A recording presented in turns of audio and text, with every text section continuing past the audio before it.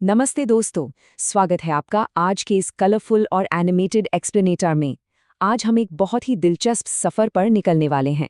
हम भारत की मिट्टी और खेतों से शुरू करके सीधे उन बड़े बड़े कारखानों और उस विशाल मैक्रो इकोनॉमिक तस्वीर तक पहुंचने वाले हैं जो असल में हमारे देश को चलाती हैं। तो चलिए, अर्थशास्त्र के इन भारी भरकम और जटिल कॉन्सेप्ट्स को बिल्कुल आसान और मज़ेदार बनाते हैं। तो आज हम किन चीज़ों पर बात करने वाले हैं? बहुत ही सिंपल है। हम इकोनॉमी के 3 प्रमुख सेक्टर्स देखेंगे, उनका आपस में क्या तालमेल है वो समझेंगे। फिर ये जीडीपी और फाइनल गुड्स का क्या फंडा है उसे डिकोड करेंगे। इसके बाद हम देखेंगे भारत के सर्विस सेक्टर का बूम और आखिर में बात करेंगे एक बहुत ही हैरान करने वाले एम्प्लॉयमेंट पैराडॉक्स यानी रोजगार विरोधाभास की। चलिए सीधे हमारे पहले टॉपिक पर आते हैं, अर्थव्यवस्था के 3 क्षेत्र जिन्हें हम किसी भी देश की वेल्थ या संपत्ति के बिल्डिंग ब्लॉक्स भी कह सकते हैं। देखिए, हमारी इकोनॉमी में जो भी इंसान काम कर रहा है ना, वो मुख्य रूप से 3 बड़ी कैटेगरीज में से किसी एक में आता है। सबसे पहले बात करते हैं प्राइमरी सेक्टर यानी प्राथमिक क्षेत्र की। ये वो जगह है जहां हम सीधे तौर पर प्रकृति के साथ काम करते हैं। जैसे सोचिए एक किसान जो मिट्टी, बीज और पानी का इस्तेमाल करके फसल उगा रहा है, या फिर कोई डेयरी फार्मर। ये सब प्राइमरी सेक्टर का हिस्सा है। इसे अक्सर कृषि और संबंधित क्षेत्र भी कहा जाता है। और पता है, यही वो सेक्टर है जो बाकी सभी प्रोडक्ट्स के लिए एक मजबूत बेस तैयार करता है। अब आते हैं सेकेंडरी सेक्टर यानी द्वितीयक क्षेत्र पर। यहाँ क्या होता है कि जो चीज़ें हमें प्रकृति से मिली उन्हें मैन्युफैक्चरिंग या विनिर्माण के जरिए एक नया रूप दे दिया जाता है। एक एग्जाम्पल लेते हैं। गन्ने की खेती करना प्राइमरी सेक्टर है, बिल्कुल। लेकिन जब आप उसी गन्ने को एक चीनी मिल में ले जाकर उससे चीनी बनाते हैं ना, तो वो सेकेंडरी सेक्टर बन जाता है। रुई से कपड़े बनाना, लोहे के अयस्क से स्टील बनाना, ये सब बड़ी बड़ी फैक्ट्रियों में होता है। इसीलिए इसे इंडस्ट्रियल सेक्टर या औद्योगिक क्षेत्र भी कहा जाता है। और तीसरा है हमारा टर्शियरी सेक्टर या तृतीयक क्षेत्र। अब इसे आप एक हेल्पर या मददगार सेक्टर मान सकते हैं। दिलचस्प बात यह है कि ये सेक्टर खुद कोई फिजिकल गुड्स या सामान नहीं बनाता, बल्कि ये प्राइमरी और सेकेंडरी सेक्टर को आगे बढ़ने में मदद करता है। जरा सोचिए, फैक्ट्री में चीनी तो बन गई, लेकिन उसे बाजार तक कैसे पहुंचाएंगे? ट्रांसपोर्ट से, है ना? फैक्ट्री लगाने के लिए पैसा कहाँ से आएगा? बैंक के लोन से। तो ये सब क्या है? ये सब सेवाएं हैं। इसीलिए हम इसे सर्विस सेक्टर कहते हैं, जिसमें ट्रांसपोर्ट, बैंकिंग, टीचिंग और हाँ, हमारा आपका फेवरेट इंटरनेट भी शामिल है। चलिए अब आगे बढ़ते हैं और देखते हैं कि ये तीनों सेक्टर्स आपस में कैसे काम करते हैं। ये आर्थिक निर्भरता की एक बहुत ही कमाल की चेन है। तो ये तीनों सेक्टर्स कोई अलग अलग आइलैंड्स नहीं है जो अकेले काम कर सकें। ये एक दूसरे पर बहुत ज्यादा डिपेंडेंट है। एक मजेदार एग्जाम्पल से समझते हैं। मान लीजिए कोई जंगल से एलोवेरा के पत्ते तोड़कर लाता है। ये प्रकृति से जुड़ा प्राइमरी काम हो गया, ठीक है। फिर एक बिजनेसमैन उस एलोवेरा को खरीदता है और अपनी फैक्ट्री में प्रोसेस करके उसका एलोवेरा जेल बना देता है। ये हो गया हमारा सेकेंडरी सेक्टर। और आखिर में वो जेल बड़े बड़े ट्रकों में भरकर एक दुकानदार तक पहुंचता है और फिर आप उसे खरीदते हैं। ये ट्रांसपोर्ट और रिटेल वाली जो कड़ी है वो टर्शियरी सेक्टर है। कहने का मतलब है कि इन तीनों के परफेक्ट तालमेल से ही कोई प्रोडक्ट आप तक पहुंच पाता है। अब सवाल ये उठता है कि जीडीपी और फाइनल गुड्स क्या हैं? इतनी बड़ी आर्थिक गतिविधि को आखिर नापा कैसे जाता है? अब आप ही सोचिए, देश भर में लाखों करोड़ों चीजें बन रही हैं, तो इस पूरी इकोनॉमी का साइज कैसे कैलकुलेट करें बिना कंफ्यूज हुए? इसका एक बड़ा ही गोल्डन रूल है। हम हमेशा सिर्फ फाइनल गुड्स यानी अंतिम वस्तुओं को ही गिनते हैं।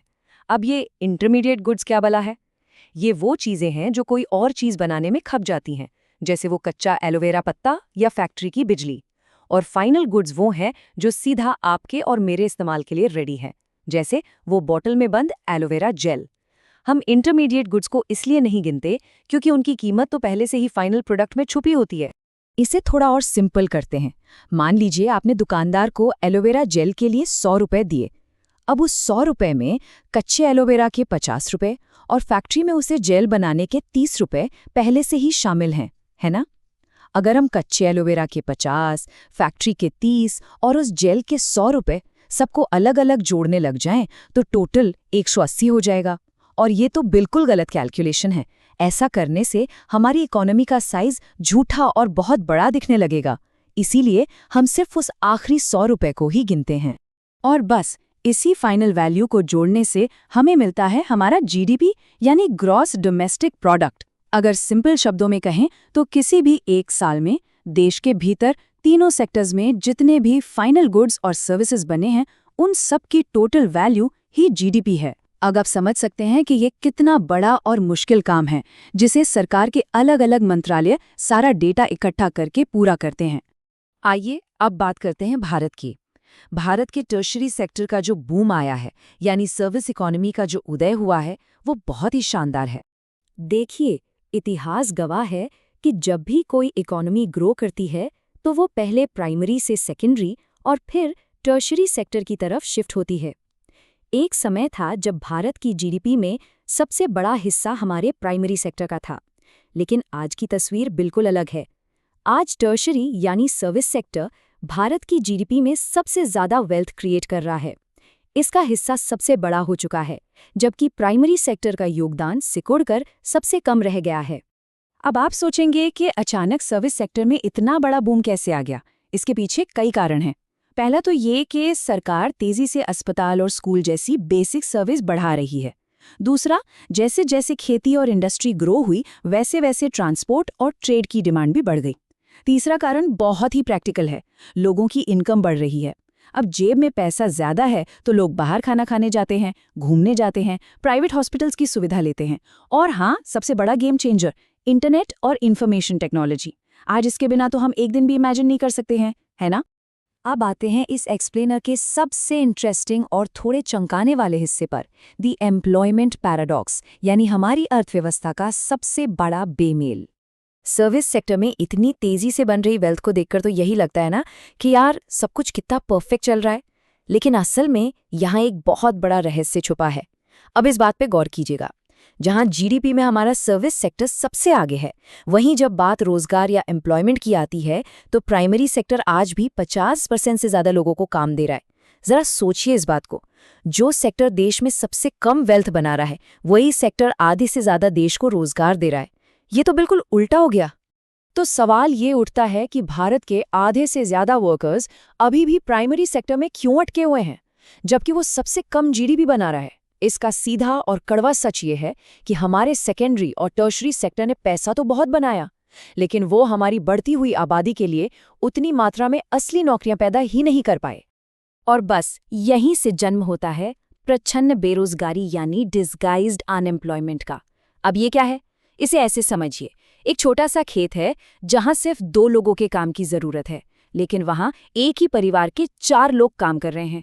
देखने में तो लग रहा है कि चारों काम कर रहे हैं, कोई बेरोजगार नहीं है, लेकिन अगर आप उनमें से 2 लोगों को उस खेत से हटा भी देना तो भी फसल उतनी ही उगेगी। इसका मतलब क्या हुआ?